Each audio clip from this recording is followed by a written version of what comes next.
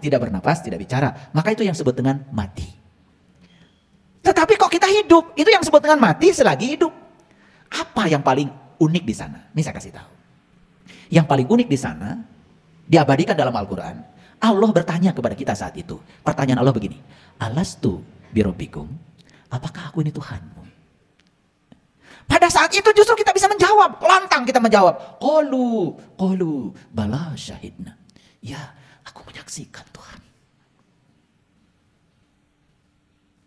Pada saat kita sedang mati tetapi hidup, pada saat seluruh lubang yang di kepala disumbat dengan ketuban, di situ kita mengatakan qalu, bala syahidna. Ya, aku menyaksikan Tuhan. Yes, aku di sini Tuhan. Aku sedang menatap kemuliaan wajah-Mu Tuhan. Kira-kira begitulah bahasa saya. Kalau bahasa Qurannya kan tadi. Saya pengen nangis kalau begini.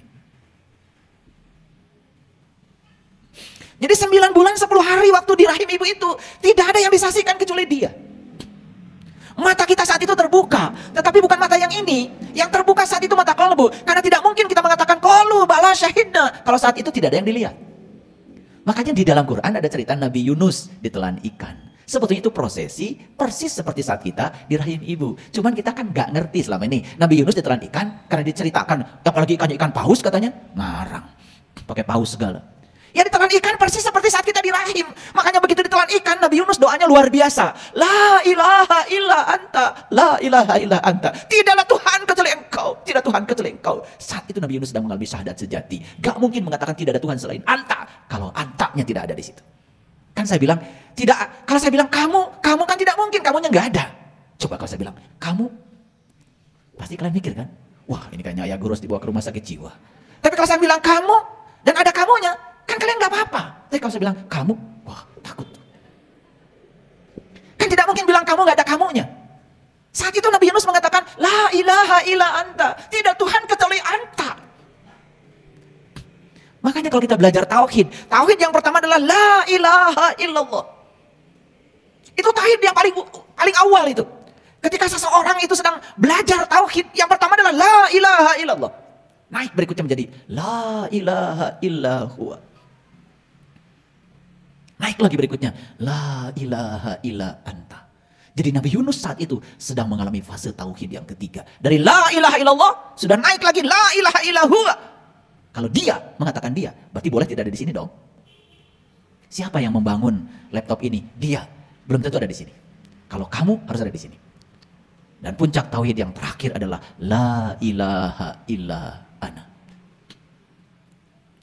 Jadi la ilaha illallah naik lagi menjadi la ilaha illa huwa, naik lagi menjadi la ilaha illa anta. Dan puncaknya adalah la ilaha illa ana. Tidak ada Tuhan kecuali aku. Siapa yang mengalami puncaknya tauhid itu? Dalam Quran diabadikan, puncaknya tauhid itu dialami oleh Nabi Musa. Dalam Quran surat Toha. Innani anallah la ilaha illa ana fa'budni wa aqimis sholata li zikri. Jadi, maaf. Kalian akan bisa sholat kalau sudah mencapai tauhid la ilaha illa ana. Makanya perintah sholat hanya diberikan kepada Nabi Musa yang sudah mencapai tingkat tauhid la ilaha illa ana.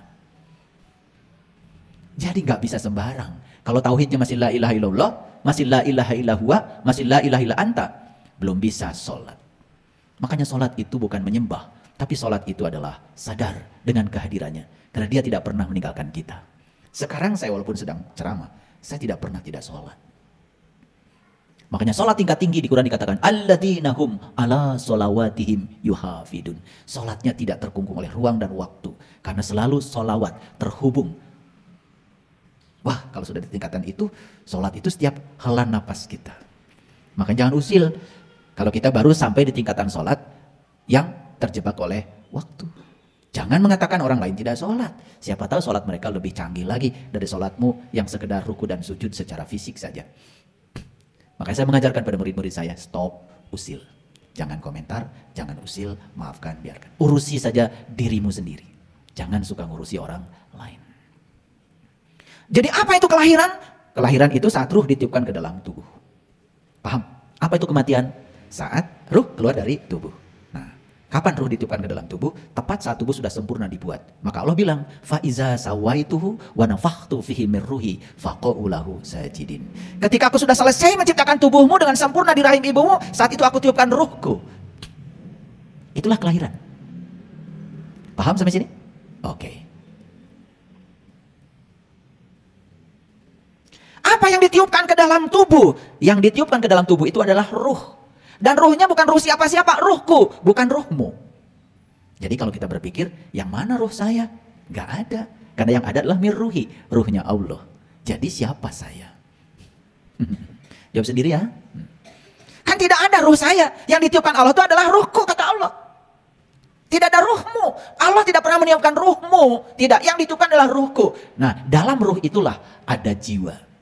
Jadi keseluruhannya disebut ruh, bagian dari ruh ada namanya jiwa. Itulah dirimu, itu diri sejatimu yang sering disebut dengan nur insan. Karena cinta kasihnya Allah, maka nur insan ini tidak dibiarkan sendiri, ditemani oleh Allah dan Rasulnya. Rasul yang mana? Rasul sejati, yang punya sifat sidik, amanah, fatonah, balagoh, ada dalam diri kita, ada hidup dalam diri kita itu. Sayang sekali banyak yang tidak tahu. Nah, itu cinta kasih semesta. Jiwa kita ini tidak pernah tidak didampingi, sekotor apapun. Didampingi oleh Allah dan Rasulnya. Di sini, di sini. Itulah pentingnya kalian mengalami syahadat sejati yang itu. Itu yang disebut dengan syahadat suci. Itu yang harus dialami. Kalau syahadat kita belum di tingkat itu, baru di tingkat mulut di sini, itu masalah kita. Sehingga kita tidak pernah bisa sholat dalam tingkatan Ibrahim. Makanya maqamu Ibrahim musola. Sholatlah kamu di tingkatan Ibrahim. Karena Ibrahim sebelum sholat kan berjumpa dulu dengan jati dirinya yang sejati. Jadi ulangi, dalam ruh itu ada jiwa. Makanya di Quran dikatakan, laqad kafaral ladzina qalu inallaha salisu salasa. Maka tertutuplah orang-orang yang mengatakan Allah salah satu dari yang tiga. Konsepsi tentang Allah di Quran selalu Nur Insan, Nur Muhammad, dan Nurullah. Gumulung manunggal. Itu namanya syahadat suci. Nah, jiwa inilah yang memiliki karma. Jiwa inilah yang harus diselesaikan dalam kehidupan ini. Maka jiwa ini untuk menyelesaikan karma ditiupkan kembali ke dalam tubuh. Jadi jiwa inilah yang sedang menjalani karma. Tetapi untuk menjalani karma, jiwa dibimbing oleh Allah dan Rasulnya. Itu cinta kasih semesta. Makanya jiwa ini masuk ke dalam tubuh mengalami kelahiran. Jadi untuk apa sebetulnya jiwa ini harus lahir lewat tubuh? Karena jiwa ini harus kembali ke fitrahnya. Kapan jiwa kembali ke fitrahnya? Ketika jiwa ini sudah bisa menyelesaikan semua utang karmanya. Makanya maaf, sekarang ini orang justru datang ke sini bawa utang. Ada 3 utangnya. Satu, utang masa lalu yang belum selesai. Yang kedua, jalan bengkok yang pernah dilalui. Yang ketiga, pekerjaan masa lalu yang belum selesai. Dan dia datang ke sini membawa utang. Malah di sini dia bikin utang baru. Jadi utang lama tidak terbayar, utang baru dibuat lagi. Akibatnya dia bertumpuk-tumpuk utang. Itu yang dikatakan Rasulullah, janganlah kau mati membawa utang. Nah, selama ini utang yang dimaksud oleh kita adalah ke BRI, ke BCA. Lah kalau utang itu kalian mati, ya enggak apa-apa. Nanti kan BCA juga cari ahli warisnya. Karena saat kalian menandatangani utang, itu sebetulnya secara implisit ahli warismu juga ikut menandatangani. Ada rumahnya pasti dirampas bank. Gitu. Makanya utang manusia yang paling besar adalah tidak tahu Tuhan. Karena kita asalnya tahu Tuhan, menjadi tidak tahu Tuhan, maka saat manusia tahu Tuhan kembali disebutnya taubat. Nah, kalian mengartikan taubat apa? Makanya banyak orang yang, wah kamu banyak dosa ya, tobat. Apa tobat itu? Ya Allah. Gitu. Itu bukan tobat, itu nangis namanya. Tobat itu lihat HP saya. Lihat HP saya. Di situ kan? Nah, saya pindahkan ke sini. Itu pindah tempat. Kembali ke sini namanya tobat. Tobat itu bahasa Arab artinya kembali. Kembali mengenal Allah, itu namanya tobat. Maka di Quran dikatakan, siapa yang kembali kepada Allah, maka pasti akan dapat ampunan Allah secara otomatis. Tobat, dampaknya adalah ampunan. Apa yang diampunkan? Hati-hati. Yang diampunkan cuma satu dosa. Karena dosa manusia itu cuma satu. Saya heran gitu ada yang membagi dosa. Dosa besar, dosa kecil, ada pembagian lagi. Di Quran gak ada, ngarang itu. Karena di Quran dikatakan innallaha la yaghfiru aysyraka bihi wa yaghfiru ma duna dzalika liman yasha. Sesungguhnya Allah tidak akan pernah mengampuni dosa syirik, tapi Allah sudah mengampuni apapun dosa, asal jangan dosa syirik. Jadi dosa yang harus dibereskan oleh kita cuma satu, syirik. Bahkan di Injil dikatakan memfitnah, membunuh sudah aku ampunkan, tapi mengkhianatiku tidak aku ampunkan. Nah, jadi kalau dalam bahasa Injil syirik itu disebutnya berkhianat kepada Tuhan. Itu bahasanya saja yang berbeda, tapi esensinya sama. Makanya di sini pentingnya kita belajar terbuka. Jadi, semua dosa yang selain syirik, sudah selesai. Itulah Allah sedang menunjukkan dirinya sebagai Tuhan Maha Pengampun. Lah kamu tiap hari ngurusi dosa-dosa yang sudah diampunkan. Buang-buang waktu. Itu Quran. Diulang 2 kali di Quran surat An-Nisa ayat 48, diulang lagi dalam Quran surat An-Nisa ayat 116. Catat itu kalau nggak percaya sama saya. Jiwa harus kembali ke fitrahnya. Gimana caranya? Supaya jiwa kembali ke fitrahnya, maka semua karma-karma yang menyangkut jiwa harus dibayar. Karena dia melakukannya di kehidupan, di tubuh ini, maka proses pembayarannya dilakukan di tubuh ini juga. Makanya dia akan dilahirkan secara berulang kali. Ini dasarnya. Untuk menjawab pertanyaan tadi. Kan ini, apa maksud judul ini? Saya untuk menjawab judul yang tadi saja harus kerja keras menjelaskannya supaya ngerti. Dari sini mulainya. Di setiap kelahiran, jiwa harus mengalami evolusi menuju kesucian jiwa. Sudah nonton? Di YouTube ada cara mencapai kesucian? Sudah? 3 cara mencapai kesucian. 1, berhenti serakah pada yang kamu ingin. 2, berhenti membenci pada yang tidak kamu ingin. 3, hadirkan cahaya ilahi dalam kegelapan batinmu. 3 itu yang akan mengantarkan kita kepada kesucian. Jadi orang suci dilihat dari sikapnya. Ketika dia mendapatkan yang dia ingin, tidak serakah. Ketika mendapatkan yang tidak dia ingin, dia juga tidak menghindar, tidak menolak, tidak benci. Itulah ciri orang suci. Orang suci itu bukan pakai jubah, pakai tongkat, jalannya miring. Kesucian itu harus diukur dengan indikator yang realistis. Ya saya semuanya. Begitu Anda melihat orang hebat, dapat yang diinginkan, malah dia bagikan semua yang dia inginkan kepada orang banyak. Wah luar biasa, itu orang suci. Kalau orang kotor, begitu mendapatkan yang dia inginkan, langsung hasil saya, milik saya, enak aja. Mau zakat 2,5% aja gak mau. Nah, itu orang kotor, walaupun pakai jubah putih, kalau masih punya ikatan pada hartanya, kotor. Makanya kalau saya ngukur orang kotor gampang. Kamu tadi malam mimpi? Mimpi apa? Dikejar anjing gelo, kotor. Gitu aja. Orang suci gak mungkin mimpi dikejar anjing gila. Tadi malam tidur? Iya tidur. Mimpi ketemu yang menyeramkan. Nah itu. Kalau tidur saja kamu didatangi yang menyeramkan, hidup itu menyeramkan, itu tanda bahwa jiwamu kotor. Dan saya pastikan, orang-orang yang sudah selesai dengan hartanya, sudah tidak ada ikatan, tidak ada kemelekatan, dapat yang diinginkan biasa, dapat yang tidak diinginkan biasa. Ya, susah senyum, senang senyum, udah S4 sekolahnya. Susah senyum, senang senyum, S-nya 4. Kalau di perguruan tinggi, itu baru S3 paling tinggi. Banyak yang sekolah S3, tetapi belum tentu bisa S4. Malah justru, mereka yang sekolah tinggi-tinggi, kalau tidak punya kesadaran, malah semakin melekat dan bangga dengan atribut akademiknya saja. Paham sampai sini? Ini dalam rangka menjawab judul, ini baru apa maksud judul itu? Panjang. Di setiap kelahiran jiwa harus mengalami evolusi menuju kesucian jiwa. Evolusi itu berarti proses yang terus menerus. Untuk mengalami proses evolusi, maka jiwa harus bertemu dengan sang jiwa melalui proses kematian sebelum mati. Makanya kelahiran adalah kematian yang dimulai. Pasti belum mengerti? Nah, saya bikin gambaran gini. Lihat saya semuanya. Saya baca kitabnya Lao Tse, kitab To Teaching. Dan saya membaca juga kisah hidupnya Lao Tse. Dalam kisah hidupnya Lao Tse itu, diceritakan bahwa Lao Tse itu, di kandungan ibunya itu 82 tahun. Ulangi, Lao Tse itu di kandungan ibunya itu 82 tahun. Kaget? Kalian biasa-biasa aja. Harapan saya kalian kaget gitu. Ini kaget enggak, biasa juga enggak, saya curiga ini. Saya ketika baca Lao Tse di kandungan ibunya 82 tahun kaget. Malah saya bilang ini Lao Tse gak nyusahin ibunya gitu. Saya marah sama Lao Tse. Kenapa? Kenapa dia gak mau keluar-keluar? Kan kasihan ibunya kalau 82 tahun. Kalian yang 9 bulan 10 hari aja repotnya kayak apa? Jadi saya 11 bersaudara, kata ibu saya ini 11 bulan. Begitu ibu saya bilang 11 bulan, aduh saya yang paling nangis depan ibu. Masa bilang ibu kalau ibu sakit cukup saya yang dikasih tahu. Dan kalau ibu gak punya uang cukup saya yang diberitahu. Karena saya mengembalikan cinta kasih saya. Saya 11 bulan kata ibu saya. Apa saya gak merepotin ibu saya? Orang 9 bulan 10 hari udah pada keluar. Saya masih nyungsep aja. 11 bulan kata ibu saya. Mana anak ke-7 lagi? Ya Allah, saya saat itu, makanya itu janji saya pada ibu saya. Makanya ayah ibu saya meninggal di pangkuan saya, dua-duanya. Kelamaan saya di situ. Lao Tzu 82 tahun. Percaya nggak kalian? Percaya apa tidak? Nah, atau bingung bilang. Jangan karena saya ngomong langsung percaya. Jangan percaya omongan saya. Kalau nggak masuk akal, tolak. Nah, bingung saya seneng.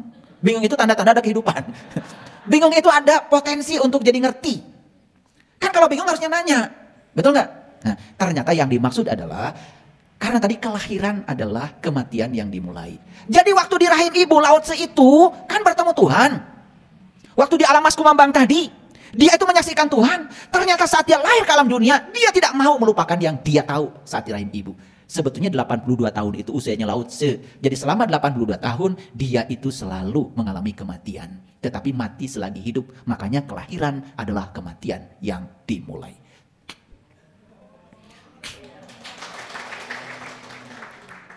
Itu baru ya Lao Tzu sama dengan kita 9 bulan 10 hari di rahimnya mah. Tetapi bedanya Lao Tzu ini pada saat lahir ke dunia ini dia tidak keluar dari rahimnya ibu.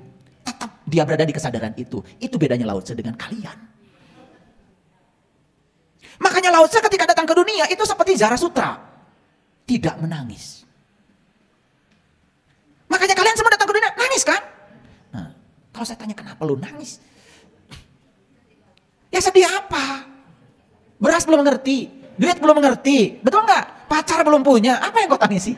Itu saja belum kalian tanya. Ini kalian menyaksikan kelahiran manusia ke dunia udah berkali-kali. Dan semua kelahiran menangis. Kalian nggak pernah nanya. Saya itu nanya. Waktu anak saya lahir nangis, ya karena saya menyaksikan 3 anak saya saksikan itu brojolnya. Nangis semua. Dan di situ saya nanya kenapa nangis? Apa masalahnya?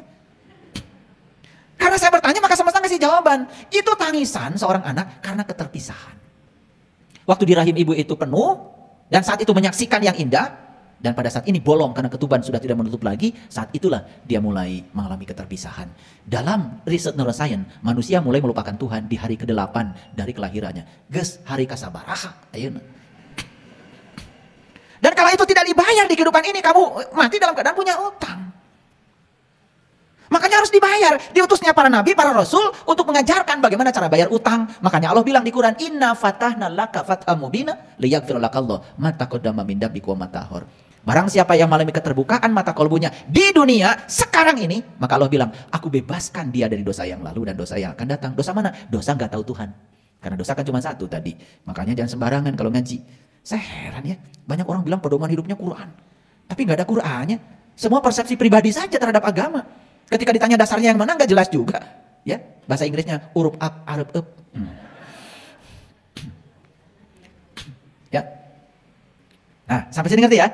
Ini baru judul, nggak apa-apa hari ini ngaji judul aja udah bagus. Kenapa muncul judul kelahiran adalah kematian yang dimulai? Jadi sebetulnya Lao Tzu saat lahir ke dunia ini, ya begitu lahir dia sudah langsung mati lagi. Tetapi bukan mati dalam pengertian mati, hanya mati egonya. Karena saat itu kecerdasan semesta tanpa batasnya tidak berubah. Makanya beliau lahir dalam keadaan memiliki intelijensia tertinggi. Bukan intelektual. Kalau intelektualitas itu hasil sekolah. Kalau intelijensia itu kesadaran. Nah pertanyaannya kenapa beliau punya kesadaran seperti itu? Bahkan saya supaya tidak alergi, saya membaca seorang yang sangat luar biasa, saya kagumi buku-bukunya. Dan ternyata orang ini begitu lahir ke dunia, itu gak makan, gak minum, gak nyusu. Jadi begitu lahir ke dunia, gak makan, gak minum, tidak juga mau dikasih air susu. Keluar. Selama 7 hari. Dan ternyata semua orang khawatir. Karena 7 hari tidak makan, tidak minum, juga tidak mau dikasih air susu. Gak ada yang bisa masuk 7 hari. Setelah 7 hari, baru bisa air susu masuk. Nah ketika dia sudah dewasa ditanya, kenapa Anda waktu lahir ke dunia ini, kok tidak makan, tidak minum selama 7 hari, tapi Anda baik-baik saja? Apa jawabannya? Pada saat saya mati saat itu, saya bernazar untuk saum selama 7 hari. Keburu saya mati. Makanya begitu saya lahir punya tubuh, saya lanjutkan saum saya. Ini kelahiran orang yang berkesadaran. Nah makanya orang yang berkesadaran lahir, kelahirannya itu sudah menyatakan bahwa kematian sudah dimulai. Tapi bukan mati yang itu. Tapi yang dimaksud adalah mati sakjroning urip. Makanya setelah alam mas kumambang dilalui, berikutnya kan mijil. Yang diabadikan di Mekah menjadi mencium Hajar Aswad. Makanya figuranya Hajar Aswad persis seperti rahimnya seorang ibu. Makanya Hajar Aswad itu kepala kita saat nongol di rahim ibu. Itulah titik awal kita datang ke dunia ini. Menjadi titik awal kita tawaf di sana. Beruntung kalian hari ini ngaji dengan saya, ngerti. Padahal kan udah 11 kali kan ke sana. Pokoknya suruh muter 7 kali muter aja. Nah, udah muter langsung aja merasa ahli surga. Ngerti juga enggak. Kenapa 7 enggak ngerti. Kenapa lo menjadi dari Hajar Aswad juga enggak ngerti. Stop dulu ya. Karena kalau kepanjangan nanti saya cerita umroh malah.